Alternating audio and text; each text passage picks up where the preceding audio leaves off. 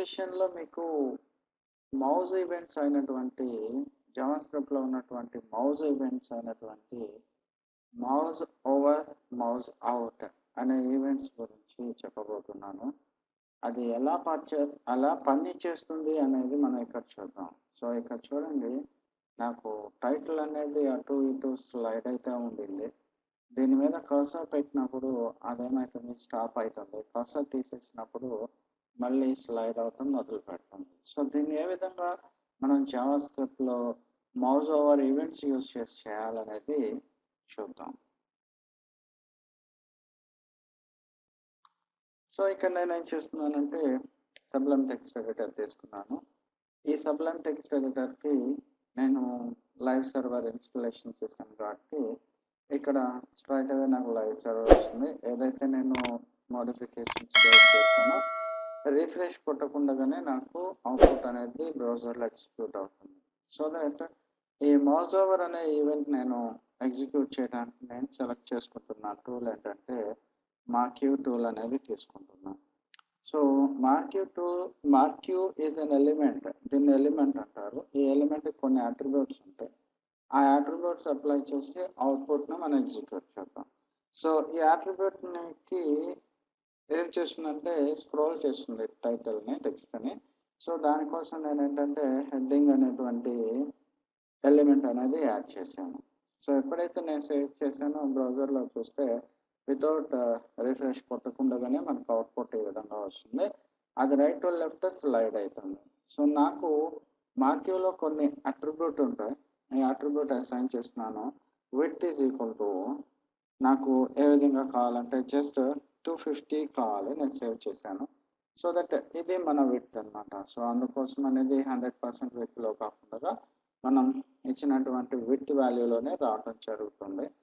So నేను ఇక్కడ ఏం చేస్తున్నానంటే దీని యొక్క ఏమిటిది బిహేవియర్ చేంజ్ చేస్తున్నా. In the sense behaviour equal to alternate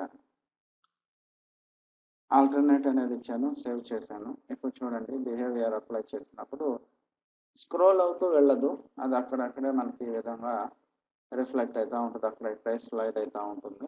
so that ఇక్కడ నేనేం చేస్తున్నా అంటే జావాస్క్రిప్ట్ ఈవెంట్స్ అనేది అసైన్ చేస్తున్నాను.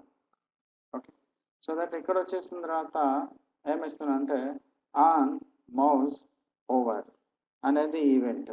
సో దానికి ఏమవ్వాలనంటే దిస్ అంటే ఈ ఆబ్జెక్ట్ దిస్ STOP స్టాప్, ఇక్కడ స్టాప్ అవ్వాలి అనేది నేను కమాండ్ ఈవెంట్కి నేను కమాండ్ రాశాను అనమాట. సో దట్ సేవ్ అనగానే ఇప్పుడు చూడండి కర్సర్ నేను దానిపైన ఎప్పుడైతే పెట్టానో అప్పుడు స్టాప్ అయిపోతుంది.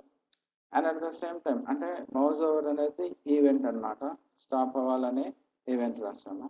And at the same time నాకు ఇక్కడ ఎలా రావాలని అంటే మౌజ్ అవుట్ అయినప్పుడు, మౌజ్ OUT అవుట్ అయినప్పుడు నాకు ఏ విధంగా ఈవెంట్ రన్ అవ్వాలంటే ఈ ఈవెంట్ దిస్ START స్టార్ట్ అంటే నాకు ఇది మళ్ళీ స్టార్ట్ అవ్వాలని ఎగ్జిక్యూట్ చేశాను. ఇప్పుడు ఏమైంది, సేవ్ చేయగానే అవుట్పుట్ వచ్చేస్తుంది. చూడండి ఏ విధంగా వస్తుందనంటే mouse out this start mouse over equal to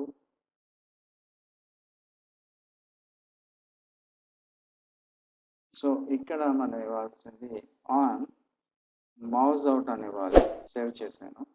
so ఇక్కడ చూడండి మౌజ్ కర్సర్ ఓవర్ పెట్టినప్పుడేమో స్లైడ్ అవుతాం ఆగిపోయింది, మౌజ్ కర్సర్ తీసినప్పుడేమో అది స్లైడ్ అవుతూ ఉన్నది. సో ఈ విధంగా మనం ఏం చేయొచ్చు అంటే మౌజ్ ఈవెంట్స్ని ఆపరేట్ చేయొచ్చు. Subscribe my channel and more videos and జావాస్క్రిప్ట్లో మోర్ ట్యూట్స్ అనేది కోర్సెస్ అనేది కూడా తొందరలో లాంచ్ చేస్తున్నాను. Please do subscribe my channel. Please encourage me. Thank you.